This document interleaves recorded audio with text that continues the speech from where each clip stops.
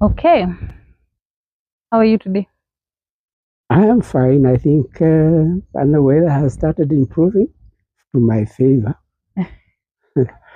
So I think we can have a good chat today. Okay, I like it. Now, there's something you told me some time back that if I paid attention, I would notice that um, the churches in Kenya, specific denominations, are located in certain places. So today, I want us to to understand the history of the churches in Kenya, and then to answer that, explain to me why that is, because I have never noticed, and I'm sure many people haven't. Right. Churches first came to this part of Africa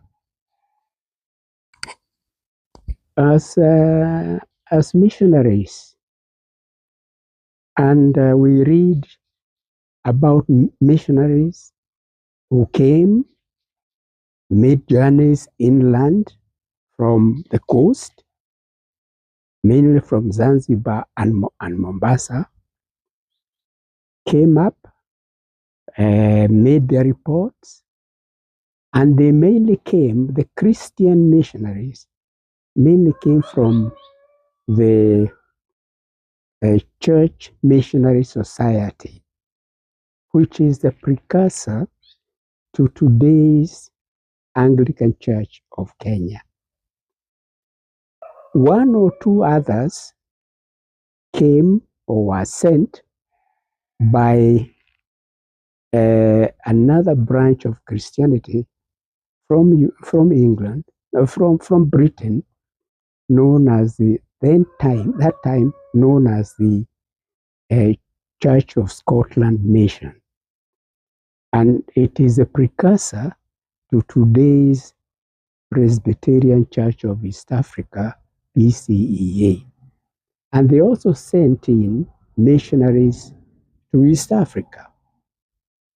Now, let us say right from the beginning that most of these missionaries were going to Uganda, as Uganda was of more interest to Kenya.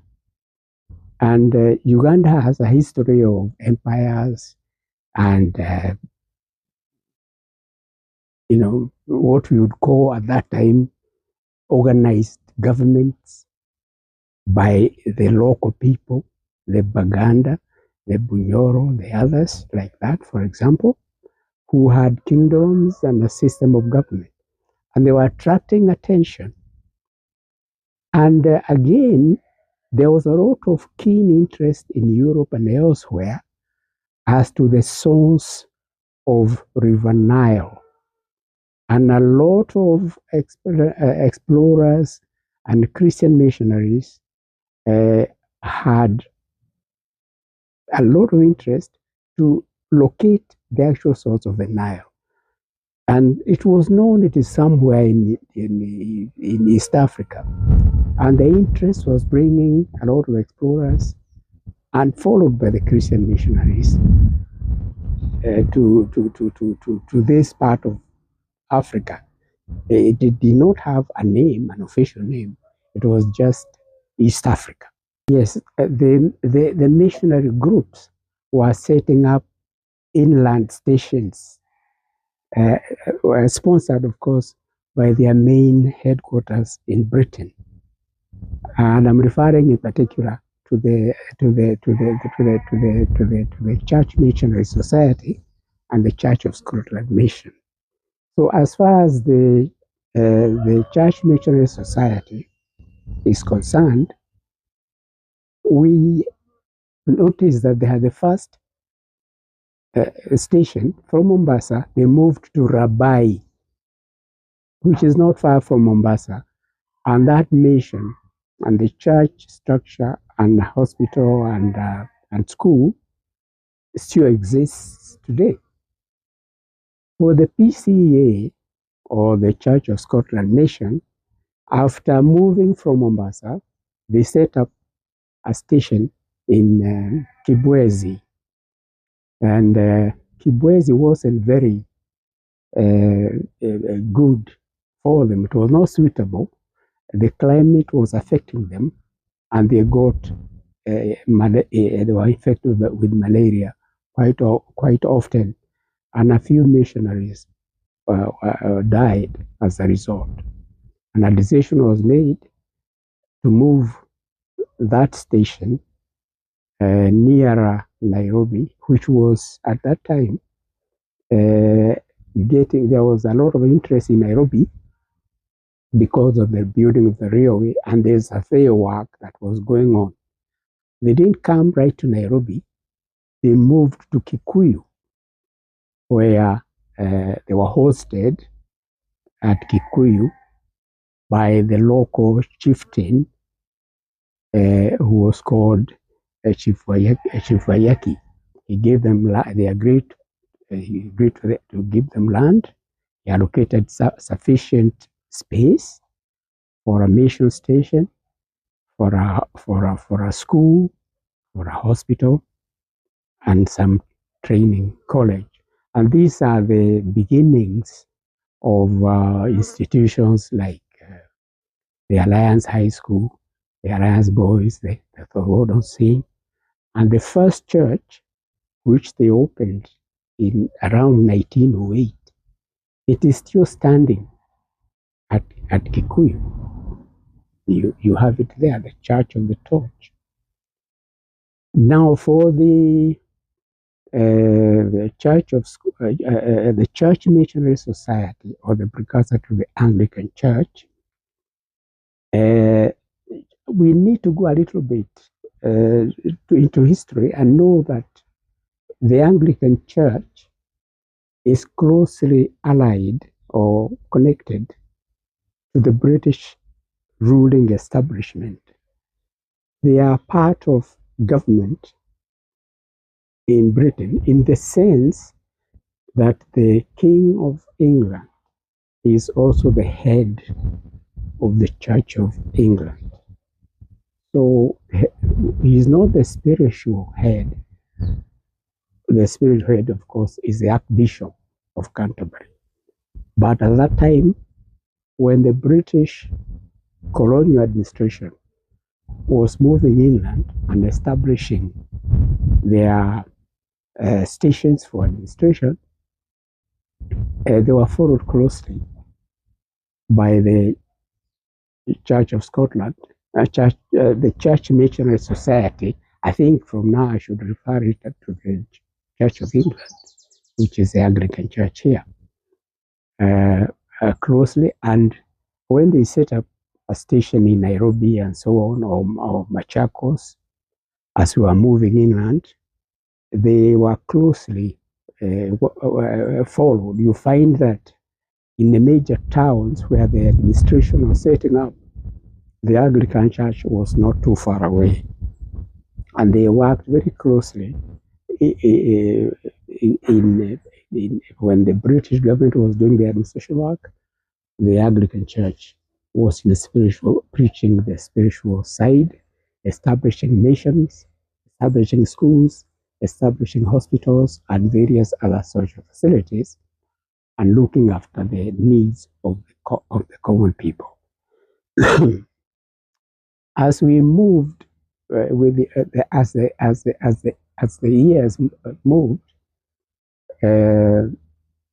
we find that the Anglican Church thrived in the major towns where the administration was located.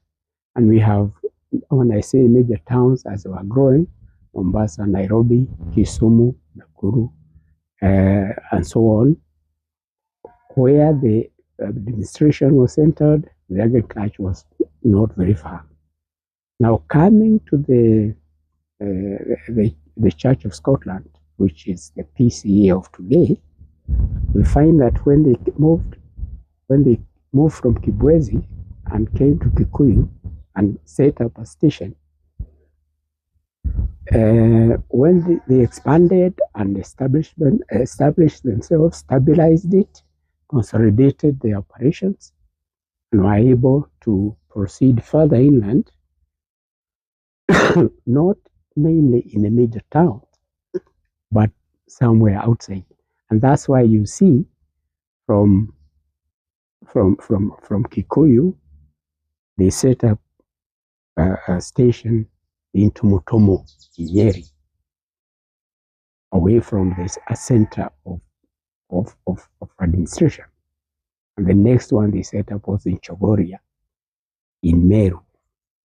And we go on like that.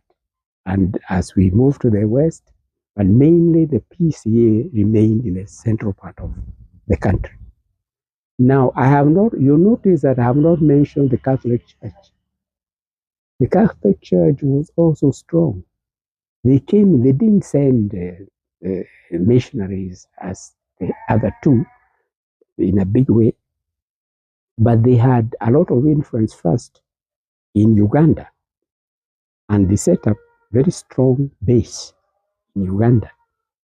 And as they were growing in Uganda, the Anglican Church also took an interest in Uganda. And they actually became so influential that they were involved in some of the internal politics at that time. And you have Baganda, a king, converting for a while to the Catholic faith. And then another moment is persuaded by the Anglican Church to change and so on. And that struggle went on.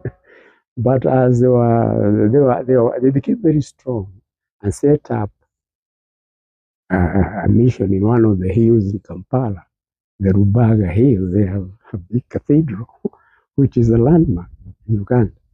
And then when they started looking at Kenya seriously, they settled, of course, from Mombasa, set up in Nairobi, and then they didn't stay mainly in the cities, and went from, and for example, from here, Nairobi, they set up a big station in Mangu, in Kiambu County. And then from Mangu, they went to Muranga and set up in places like Gatanga and Njiris up there. And then from Muranga, they settled in Mathari, in Nyeri, that Nyeri Hill, and so forth and so on. So they didn't concentrate their missionary work and schools and health facilities in these towns. They actually spent the faith and established schools in rural areas, which they have contributed very immensely to the development of schools, education, particularly at the low level, hospitals, primary health care, very, very important to the populations. They have done a very good job, all of them, as we speak. And do you, or is it the case that these churches in their different locations, are there still very strong ties to their origins, or we've been able to localize? In a very strong way, they have been able to localize. As you know, the Church of Scotland, which came here originally, is now the Presbyterian Church of East Africa. And it has no formal links to a headquarters or to a head of any type in Scotland. They are literally an independent entity in East Africa. So they have been able to establish an identity for themselves. Of course, they respect their origins, but they don't have any control exercise over them by an external power. And you find the way they are governed, the way they choose their head, and so on. They practice democracy in many of these things. And coming to the Anglican Church has very strong connections and links with the Church of England, and that bond has been very useful. But it's both administrative as well as spiritual. And the structure again is very democratic. They have adopted uh, structures that accommodate a lot of our own not habits, even cultural and things that we normally accept. And there is no colonial overseeing or anything that we see. So they are actually Kenyan churches today. And as I mentioned, there is a strong spiritual bond as well as an administrative bond with the Church of England, which you cannot basically see. It's not seen, but it's there. So there is now the Anglican Church of Kenya. Of course, they have Anglican churches in many other African countries, and like the former British colonies like Nigeria, it's very, very strong. Ghana, it is very, very strong, and various other places. South Africa as well. So Would you say that because of this history is why there's a let me say strong or a bond between church and state, that they seem to influence each other? They can't really be two independent ones. Is it because of the fact that it came in, like you said, with the missionaries, and then even the adoption into society, so there's a way they do influence? yes, the church is very influential. As you know, most Kenyans start religious studies very early, and these churches, however different they have one name. It's only the little differences in procedures, but they are not, and they are not enemies. And they don't preach enmity, they preach unity, they preach harmony among the society. And people accept them. And their voice is very strong because they practice morality and things like that, which is very vital for society. And politicians must also be in line with churches. They can't afford to agonize churches, not at all, because the churches command respect, not just faithfulness, but respect among the society because of the many, many things they have done. And people have seen for themselves. They see for themselves. They receive very critical services from churches, particularly the health, basic education, and even things like disaster management. When there is something critical that adversely affects a population, you find a church is among the very first one with relief, with things to make sure that people's lives, those who are disturbed by a disaster or something, are helped. They are the first on the scene. And the church is always with the people, it's not far away. There is constant interaction. So it becomes very, very strong. And politicians cannot break the bond between the people and the church. And any wise leader, a political leader, always makes sure that he consults the church to make sure he's on the right